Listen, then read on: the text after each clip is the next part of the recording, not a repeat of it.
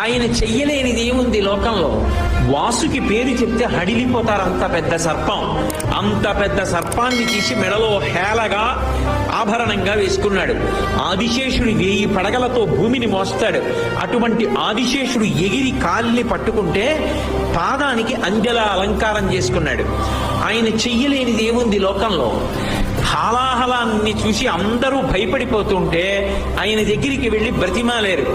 అందరూ హాలాహలం తరువుకొచ్చేస్తోంది, కాల్చేస్తోంది అని భయపడి శని కైలాసముజొచ్చి శంకరుడి వాసద్వారముంజేరి ఈశని దవ్వారిగులు అడ్డుపడ్డ తలమంచుందొచ్చి కుయ్యో బొర్రో విను మాలింపము చిత్తగింపము దయన్ వీక్షింపమని చంబుజాననము ఖిల్కరి రక్తరక్షణ కళా సంరంభుని శంభుని అంటారు పోతన గారు.